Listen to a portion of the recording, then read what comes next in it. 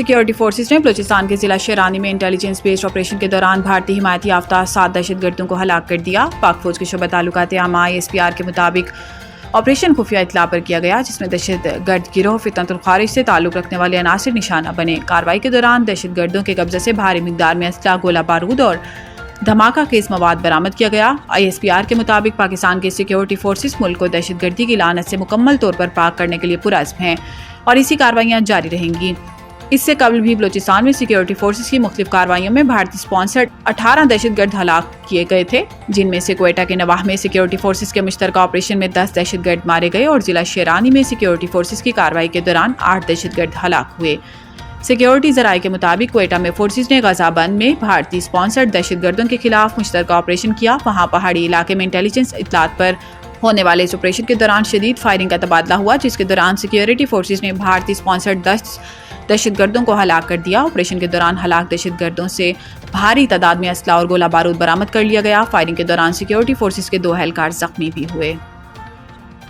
اسلام آباد وزیر اعظم شہباز شریف بیرون ملک کے 2 ہفتے کے طویل دورے کے بعد وطن واپس پہنچ گئے۔ وزیر اعظم سعودی عرب کے ساتھ تاریخی سیکیورٹی معاہدہ کر کے ریاض کے راستے نیو یارک گئے اور اب وہ 2 ہفتے کے دورے کے بعد لندن سے اسلام آباد پہنچ گئے۔ وزیر اعظم شہباز شریف نے دورہ امریکہ میں صدر ڈونلڈ ٹرمپ سے ملاقات کی۔ اس ملاقات میں فیلڈ مارشل عاصم منیر بھی وزیر اعظم کے ہمراہ تھے۔ وزیر اعظم شہباز شریف نے عرب اور مسلم ممالک کے ساتھ غزہ امن معاہدے پر نیو یارک میں اتفاق کیا، جبکہ اقوام متحدہ کی جنرل اسمبلی سے خطاب میں مسئلہ کشمیر اور مسئلہ فلسطین اجاگر کیا۔ اپنے دورے کے دوران وزیر اعظم شہباز شریف نے کچھ روز برطانیہ میں قیام بھی کیا اور اب وہ اپنا دورہ مکمل کر کے وطن واپس پہنچ گئے ہیں۔ غزہ کی طرف امداد لے کر جانے والے گلوبل سموتھ فلاٹیلا پر اسرائیل نے دھاوا بول دیا اور فلاٹیلا میں موجود پاکستان کے سابق سینیٹر مشتاق احمد سمیت متعدد افراد کو اسرائیلی فورسز نے حراست میں لے لیا۔ اسرائیلی فوجی کشتیوں نے گزشتہ شب 40 سے زائد کشتیوں پر مشتمل گلوبل فلوٹیلا کو گھیرے میں لینا شروع کیا اور کئی کشتیوں پر پانی کی توپیں چلائیں۔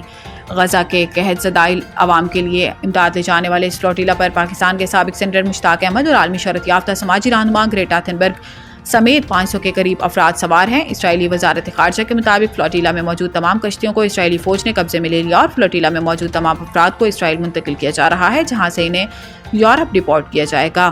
اسرائیلی وزارت خارجہ کا کہنا ہے کہ فلوٹیلا کی صرف ایک کشتی کافی فاصلے پر موجود ہے، وہ کشتی اگر قریب آئی تو اسے بھی روک لیا جائے گا۔ پاک فلسطین فورم کی جانب سے سوشل میڈیا پر یہ دعویٰ کیا گیا ہے کہ سابق سینیٹر مشتاق احمد خان کو قابض اسرائیلی فورسز نے حراست میں لے لیا۔ پاک فلسطین فورم نے مشتاق احمد خان اور گلوبل سموتھ فلوٹیلا پر موجود دیگر افراد کی گرفتاری کے خلاف نیشنل پریس کلب اسلام آباد پر دھرنے کا اعلان بھی کیا ہے۔ واشنگٹن حماس کے غیر مسلح ہونے سے انکار کے بعد امیر قطر شیخ تمیم بن حمد ثانی نے امریکی صدر ڈونلڈ ٹرمپ سے فون پر رابطہ کر کے غزہ جنگ بندی منصوبے پر تبادلہ خیال کیا۔ ترجمان وائٹ ہاؤس کیرولین ایلیوٹ نے بات چیت کی تفصیل بتانے سے گریز کرتے ہوئے کہا کہ بات چیت حساس ہے، بتائی نہیں جا سکتی۔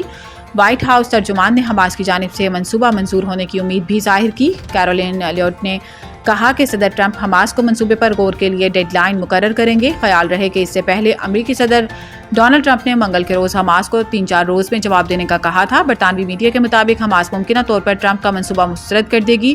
گزشتہ روز فرانسیسی خبر ایجنسی نے خبر دی تھی کہ قطر میں مصر، ترکیہ اور قطر کے حکام سے ملاقات میں حماس کے ایک دھڑے نے غیر مسلح ہونے سے انکار کیا، جبکہ دوسرا دھڑا ٹرمپ کی جنگ بندی ضمانت پر امن منصوبہ ماننے پر تیار ہے۔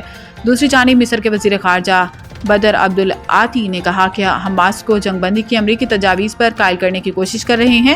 ہماری حماس سے ملاقات ہو رہی ہے، قطر اور ترکیہ کے ساتھ مل کر کوشش کر رہے ہیں حماس تجاویز کا مثبت جواب دے۔ محکمہ موسمیات نے بحیرہ عرب میں موجود سسٹم کی شدت اختیار کرنے پر کراچی سمیت سندھ کے مختلف علاقوں میں ہلکی بارش کا امکان ظاہر کیا ہے۔ محکمہ موسمیات کے مطابق شمال مشرقی بحیرہ عرب میں موجود سسٹم شدت اختیار کرتے ہوئے ڈپریشن سے ڈیپ ڈپریشن میں تبدیل ہو گیا ہے، جس کے تحت 12 گھنٹے میں طوفان بننے کا امکان ہے۔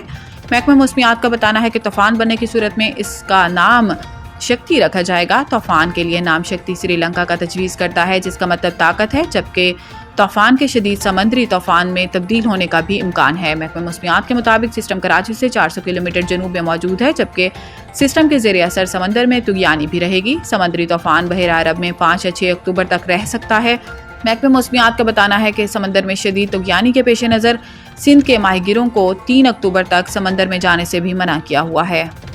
ICC ویمن ورلڈ کپ میں بنگلہ دیش اور پاکستان کے میچ کے دوران کمنٹیٹر سندھ امیر کی جانب سے آزاد کشمیر سے تعلق رکھنے والی پاکستانی کرکٹر کا تعارف کرانا بھارت کو ایک آنکھ نہ بھایا۔ ویمن ورلڈ کپ میں بنگلہ دیش اور پاکستان کے میچ کے دوران کمنٹیٹر سندھ امیر نے کہا تھا کہ پاکستانی ٹیم میں شامل تنالیہ پرویز کا تعلق آزاد کشمیر سے ہے۔ کمنٹری کے دوران سندھ امیر کا آزاد کشمیر کہنا بھارتیوں کو ایک آنکھ نہ بھایا، جس کے بعد بھارت میں سندھ امیر کے خلاف پروپیگنڈا اور نفرت انگیز مہم شروع کر دی گئی ہے۔ تاہم اب سابق کرکٹر اور کمنٹیٹر سندھ امیر کی جانب سے اپنے خلاف چلنے والے پروپیگنڈے پر بیان سامنے آیا ہے۔ سوشل میڈیا پر جاری بیان میں انہوں نے کہا کہ افسوس کی بات ہے کہ اس معاملے پر عوامی سطح پر وضاحت دینا پڑ رہی ہے۔ تاہم بطور کمنٹیٹر یہ ہماری کہانی بیان کرنے کا حصہ ہے کہ کھلاڑی کہاں سے آتے ہیں۔ 2 اور ریجنوں سے تعلق رکھنے والے کھلاڑیوں کا بھی ذکر کیا۔ یہ افسوسناک ہے کہ معاملات کو بڑھا کر پیش کیا جا رہا ہے۔ سابق کرکٹر نے لکھا، اس معاملے کو سیاسی رنگ نہ دیا جائے، کھیلوں سے وابستہ افراد کو غیر ضروری دباؤ کا سامنا کرنا پڑ رہا ہے۔